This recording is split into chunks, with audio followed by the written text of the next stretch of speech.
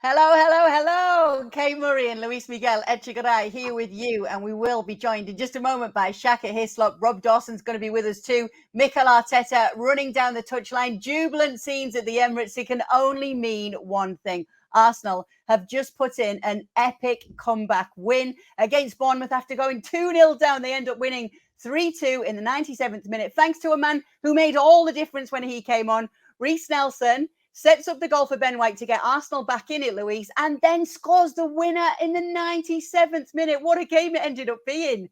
Kay Murray, I know the Oscars are next weekend. Is there enough time to file this in for best movie of the year? I mean, once again, listen, we cover a lot of leagues here on ESPN, right? La Liga, Serie A, Europe, South America. The Premier League is just the most entertaining, thrilling narrative that you can get hands down. And I feel like every champion needs this storyline. They need to be down 2-0 and then come back to 3-2, or like in the final seconds to do something, right? We've seen it in the past. And Arsenal today, as you mentioned, my goodness. And a game, by the way, that started 9 seconds in with a goal, right? One of the fastest I've ever seen. And then ends, as you said, with Reiss Nelson finishing it with basically the last hit. And what a hit that was. What an unbelievable match. And when you look back and think a champion needs to do many things over the course of a season, this is exactly it. What a ridiculous match. What a ridiculous way for Arsenal to get 3 points. Amazing.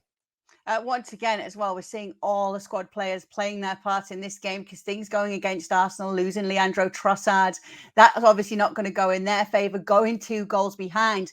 Did you get the sense, though, Luis? There was I think maybe there was a moment when you thought, oh, gosh, especially after City winning earlier today. But then did you get the sense that this isn't over yet? Not with this Arsenal side. Yeah, I mean, it had shades of that, right? And part of it, there's a doubt because Arsenal have such a young squad and you think, can they do this? Can they overcome it? But you would think at home, at Emirates, with everything that's at stake, as you said, as Man City won earlier on against Newcastle United, and we'll talk about that later with our pal Rob Dawson, you did think, oh my God, can they do this? Surely they have to do this. But I tweeted like Bournemouth when they were, not even when they were 2-0 up, 1-0 up, I was like, Bournemouth are playing really well. And can they sustain this? But there's just too much talent and the squad depth. And Reiss Nelson coming in with 30 minutes left was a key component. Look, listen, when you win matches like this, it's not just about the individual. And obviously full credit to Reiss Nelson because, he did so much, not just with his winning goal, but the one before that with Ben White. But when you want to win like champions, you need a squad. And like you said, it's important to have players off the pitch to deliver. And my God, what a performance. Again, right now, I'm going to, because, the Oscars are on ABC, so I'm just going to see if we can file this in Best Movie of the Year. Surely it's even more entertaining than Avatar or anything like that. What a game. What a game. Let's get Shaka Hislop in, shall we? Because Arsenal back with that 5 points advantage at the top of the table. Shaka, you get the feeling this could be a defining game in the title race this season. I think without question, come May, if Arsenal are crowned champions, we'll be talking about this. Because let's be honest, given City, how they refuse to go away, just given how good City are, there's every chance that if Arsenal do win the title, it may be 3 points, a 2-point difference. If that, and you look back on this as 3 points gained in the most unbelievable of ways. And this may very well go on to define the rest of Arsenal's season, not just because of what may be the eventual points gap, but because of what it means to a young squad, because of what it means to a team that has shown a softer side to it, yet all of a sudden this Arsenal side, despite their youth, are proving far more resilient than any of the Arsenal teams we've been able to say for quite some time. So it took them 30 minutes in the end, Shaka, to turn things around and to win this game. How did they do it? Why did it go in their favour like it did? I'm not quite sure. I'll be honest. Adam was talking about Bournemouth and how good they were, and I'll double down on that. I thought Bournemouth played their part. Get the goal after 9 seconds, one that clearly they were working on the training ground.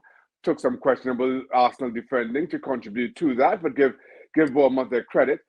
And from there on, I thought Bournemouth did the basics fantastically well. And when you're a team down the bottom, all you ask is to do the basics well. And I thought Bournemouth did that.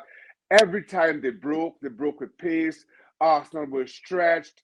They seemed desperate at times.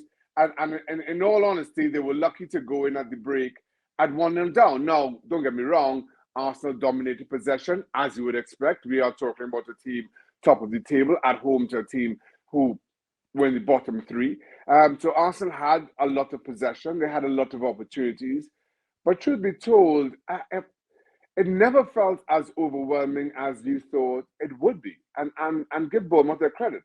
And then Arsenal's defending again. I'm really not sure how Thomas Partey loses his markers as easily as he does. Bournemouth take full advantage of that. But then again, even when they build up to that corner, Bournemouth, the delivery from the set piece, Bournemouth almost went 2-0 up. They get the corner and they get their just rewards. And that speaks to some of the football that Bournemouth were playing. And at 2-0, I have to say, I thought it was game over. I didn't think Arsenal were coming back. Even when Thomas Partey got one back to make it 2-1, I just thought that Bournemouth was so good, so comfortable in their own skin, in doing what they were doing so well, that I didn't see them coming back. And I thought at times Lady Luck maybe deserted Arsenal a little bit, because at 1-0, Arsenal had a shot for handball that I thought was 100% a penalty. That was not given. There were two other shouts, far less convincing. But you don't often survive three close calls, especially one, even if the first was, as in my opinion, a 100% penalty, and somehow you survive that. You see those half calls go against you. And when they don't, I just thought, yeah, that's kind of sums up Arsenal's day. It's going to be long. It's going to be frustrating. We're going to be talking about those missed calls. I didn't think we were talking about an Arsenal win. Yeah, just very, very quickly to add to just one point that Shaka said, by the way. The goals that Arsenal conceded should be a warning sign for Mikel Arteta, and he should be replaying that tape, K. Murray, all over the week, specifically when they're facing, with all due respect, tougher competition, the Europa League, etc. Right? That goal at the very beginning from kickoff, majestic from kickoff. What a great style. It's 9-8 players on the left-hand side of Bournemouth's half, push up towards the box. It goes to the other side to cross in, right? And that's actually a really good warning sign for Arsenal to say, you got to be way better, either from kickoff or from any kind of set piece. Physicality speaking, from corners and stuff, Arsenal have to do a better job at this, because they're going to be facing tougher competition. If you want to win this Premier League, you got to be ready for that. But, 30 crosses, 30 attempts, about 11 on target, about 375,000 crosses came Murray today from Arsenal. So little by little, they were trying to break it in, and it did happen. But against tougher opposition, it might not have been the similar kind of narrative. Yeah, maybe I'm a little overconfident in them, just because we've seen what we've seen from them this season. Just had that little taste of maybe there's a story in this to be had, and there was. And I suppose now, Shaka, even with the points, it would have still been a 3-point lead there. Now it's back to 5. It means that when it comes to these games that they've got coming up, they need to ride it out, surely. Well, I'm not saying ride it out. I'm saying weather that storm until they get to City again. If they can have that advantage going into the City game, even getting beaten by City, at least that could be a bit of a free hit, knowing it wouldn't still affect them when it comes to having a points advantage over the closest title rivals. Absolutely. I don't think Arsenal want to be playing City again with a gap that if City win the game, they go above them. Listen, I think there are a couple of things in Arsenal's favour here. One, they're competing in the Europa League. You'll fully understand if Mikel Arteta makes changes and plays weakened squads in the Europa League and makes the league his sole focus. The other being the other side of that same coin.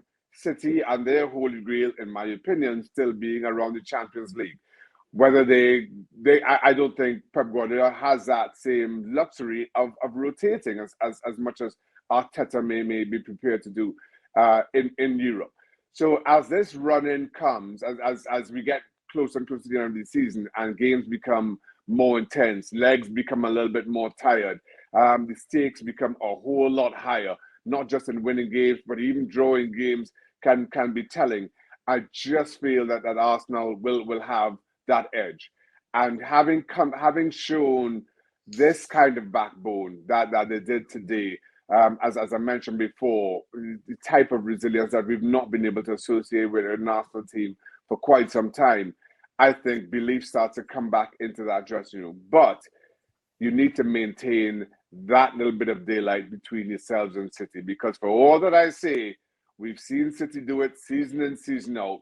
We know how good they can be. We know that they can run down teams with bigger gaps than this. You take absolutely nothing for granted if you're Arsenal. Thanks so much for watching ESPN on YouTube. And for more sports highlights and analysis, be sure to download the ESPN app. And for premium content and live streaming, subscribe to ESPN Plus.